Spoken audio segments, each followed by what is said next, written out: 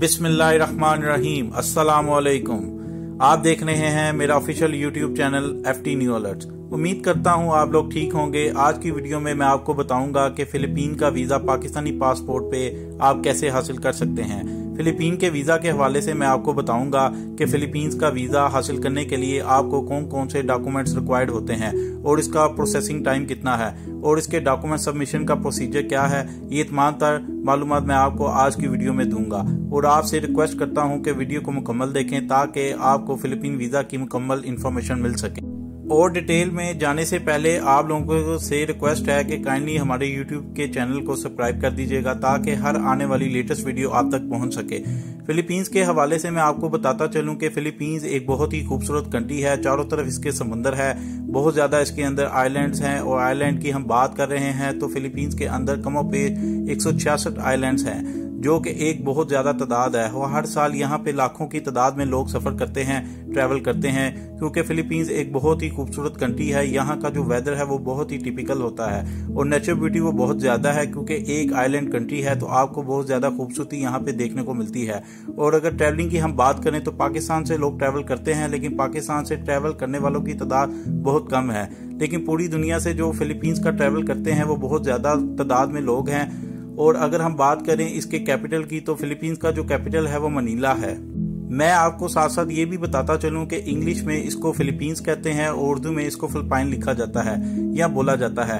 आप इसको फिलीपीन भी बोल सकते हैं और फिलिपाइन भी बोल सकते हैं। तो चलते हैं डिटेल की तरफ कि आप फिलीपींस का वीजा पाकिस्तानी पासपोर्ट के ऊपर कैसे हासिल कर सकते हैं। सबसे पहले मैं आपको बताऊंगा कि इसके लिए क्या क्या डॉक्यूमेंट्स रिक्वायर्ड होते हैं। फिलिपाइन का वीजा हासिल करने के लिए आपको जो डॉक्यूमेंट्स रिक्वायर्ड हैं इनमें सबसे पहले नंबर पे आता है आपका पासपोर्ट।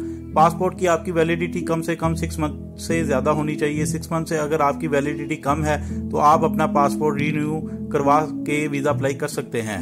और इसके अलावा आपके पासपोर्ट के 2 पेजेस जो हैं वो ब्लैंक होने चाहिए ताकि एक पेज के ऊपर आपका वीजा लग जाए और दूसरे पेज के ऊपर स्टैंप्स लग जाएं। दूसरे नंबर पे है पिक्चर्स आपकी पासपोर्ट साइज की होनी चाहिए जिसकी जो बैकग्राउंड है वो व्हाइट होनी चाहिए। और हमेशा मैं आपको ये बताता हूँ कि पिक्चर आपकी अच्छी क्वालिटी की बनवाएं, मैट पेपर के ऊपर बनवाएं ताकि आपकी पिक्चर की क्वालिटी अच्छी लगे। और बैकग्राउंड की इसकी व्हाइट होनी चाहिए और पासपोर्ट साइज की पिक्चर होनी चाहिए। इसके अलावा आपका ID कार्ड चाहिए होता है। ID कार्ड के फ्रंट एंड बैक की कॉपी चाहिए होती है। अगर आपका ID कार्ड एक्सपायर हो चुका है तो आप इसको रीन्यू करवा के आप वीजा अप्लाई कर सकते हैं।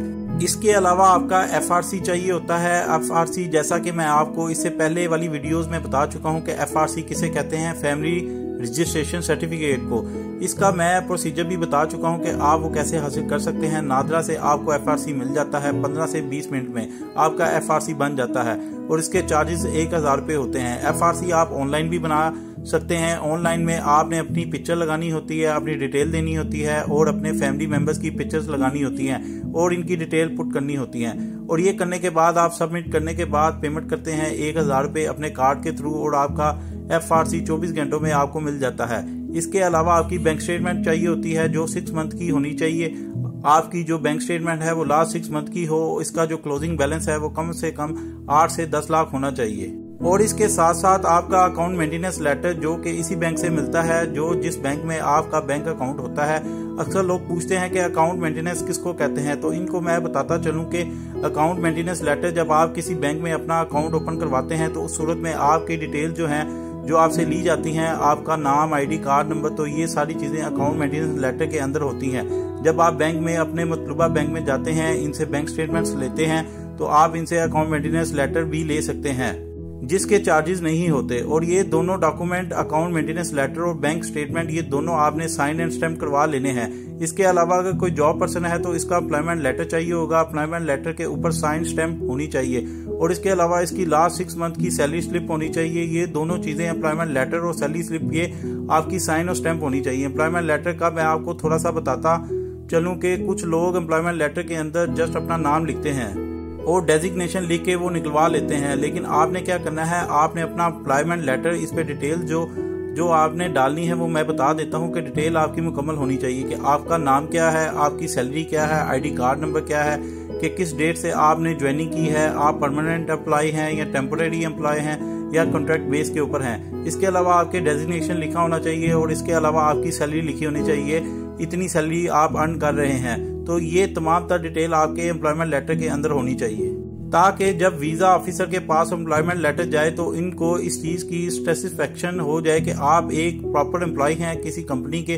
तो सैलरी स्लिप में भी आपने अपनी थोड़ी सी डिटेल लिख देनी है कि आपका नाम है, ये आईडी कार्ड नंबर है और कितनी सैलरी आपकी मंथली आप अर्न कर रहे हैं। और ये सैलरी स्लिप का जो मंथ है वो जून है, जुलाई है, कोई भी है वो इसके ऊपर लिखा होना चाहिए। तो ये दोनों डॉक्यूमेंट हैं, आपने एम्प्लॉयमेंट लेटर और सैलरी स्लिप, ये दोनों चीजें कंपनी के लेटर हेड के ऊपर साइन एंड स्टैम्प करवा लेने हैं। इसके अलावा आपका जो पुलिस कैरेक्टर सर्टिफिकेट, ये बहुत जरूरी डॉक्यूमेंट है फिलीपीन के वीजा के लिए। पुलिस कैरेक्टर सर्टिफिकेट जो कि आपके सराउंडिंग में जो पुलिस स्टेशन है, जो आपको पुलिस स्टेशन लगता है आपके एरिया का, वहां से आपने अपना पुलिस कैरेक्टर सर्टिफिकेट बनवाना है। वो बनवाने के बाद आपने इसको मिनिस्ट्री ऑफ फॉरेन अफेयर से अटेस्ट करवा लेना है। और इसके अलावा आपका FRC भी आपने मिनिस्ट्री ऑफ फॉरेन अफेयर से अटेस्ट करवा लेना है।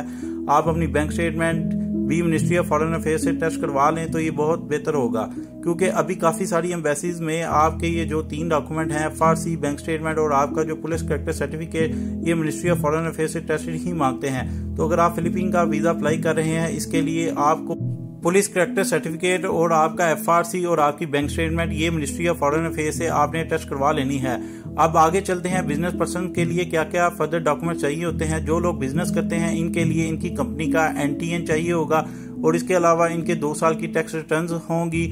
इसके साथ साथ इनकी कंपनी का लेटर है जो चाहिए होगा, जिसके ऊपर इनका पूरा ट्रैवल प्लान होगा, कवरिंग लेटर जिसको बोलते हैं, कवरिंग लेटर। इसके अलावा इनका जो ट्रैवल प्लान है और रिक्वेस्ट लेटर, ये सारी चीजें इनके लेटर हेड के ऊपर मेंशन होंगे। साथ साथ मैं बताता चलूं कि अगर आप बिजनेस पर्सन हैं तो आप अपनी बैंक स्टेटमेंट बिजनेस के अलग से निकलवाएंगे और पर्सनल अलग से निकलवाएंगे। कुछ लोग जो है वो अपनी बिजनेस की बैंक स्टेटमेंट शो कर देते हैं और वीजा अप्लाई कर देते हैं, स्पेशली बड़ी कंट्रीज में, जिसकी वजह से इनका वीजा रिफ्यूज हो जाता है, क्योंकि वीजा ऑफिसर को ये लगता है कि ये बंदा अपने बिजनेस में से ही अपने पैसे निकाल कर ट्रैवल करेगा, इसको अच्छा नहीं समझा जाता। तो इसीलिए आप जब भी किसी बड़ी कंट्री में अप्लाई कर रहे हैं, इसके लिए आपको अपनी पर्सनल बैंक स्टेटमेंट अलग से लगानी होती है 6 मंथ की, और अपनी बिजनेस की जो बैंक स्टेटमेंट है वो आपने अलग से लगानी है। ये वो डॉक्यूमेंट्स हैं जिसके साथ आप फिलीपींस का वीजा अप्लाई कर सकते हैं और पाकिस्तानी पासपोर्ट पे हासिल कर सकते हैं। इसके अलावा जो फर्दर डॉक्यूमेंट्स होते हैं तो इसमें आपकी फ्लाइट रिजर्वेशन, होटल रिजर्वेशन और इसके अलावा आपकी पूरा ट्रैवल प्लान होता है। इसमें डे बाय डे आपका ट्रैवल प्लान है कि आप डे 1 कहाँ जाएंगे, डे 2 कहाँ जाएंगे। ये वो डॉक्यूमेंट्स हैं, ये तमाम तर डॉक्यूमेंट्स आपने कंप्लीट करने के बाद आपने क्या करना है कि सबसे पहले कॉल करके जो फिलीपीन का कॉन्सुलेट है लाहौर के अंदर, वहां पे आपने इसकी अपॉइंटमेंट लेनी है। अपॉइंटमेंट लेने के बाद आपने इनको पहले बताना है कि मैंने डॉक्यूमेंट जमा करवाने हैं। वो आपको बताएंगे कि आप मतलब 1 दिन बाद आ जाएं या 2 दिन बाद आ जाएं, तो आप जाके अपने डॉक्यूमेंट सबमिट करवा सकते हैं। टाइम का मैं आपको बता दूं कि सबमिशन टाइम जो है वो ज्यादा से ज्यादा 1.5 घंटे का होता है। 1.5 घंटे के अंदर आपने अपने डॉक्यूमेंट जमा करवा सकते हैं। मतलब मंडे से लेके फ्राइडे तक आपका जो सबमिशन टाइम है वो 9 से 10 होता है। इस दौरान आप अपने डॉक्यूमेंट जमा करवा सकते हैं। डॉक्यूमेंट जमा करवाने के बाद वो आपको एक स्लिप देंगे, वो स्लिप आपने अपने पास रखनी है। जब आपका वीजा आ जाएगा तो वो आपको इन्फॉर्म कर देंगे। ये प्रोसीजर है इनके लिए जो लाहौर से अप्लाई कर रहे हैं। इसके अलावा जो इस्लामाबाद से अप्लाई कर रहे हैं वो लोग एम्बेसी में अपने डॉक्यूमेंट जमा करवा सकते हैं, और जो लोग कराची में रहते हैं और कराची के इर्द गिर्द के जो लोग हैं वो कराची कॉन्सुलेट में अपने डॉक्यूमेंट जमा करवा सकते हैं। इसके अलावा अगर हम फीस की बात करें तो फीस इसकी जो पहले 7200 फीस थी, लेकिन अब फीस थोड़ी सी इंक्रीज कर दी गई है। अब तकरीबन इसकी जो फीस है वो 8500 रुपये है। उम्मीद करता हूँ आज की वीडियो आपको पसंद आई होगी। मिलूंगा अगली वीडियो में कुछ नई इन्फॉर्मेशन के साथ। तब तक के लिए अल्लाह हाफिज।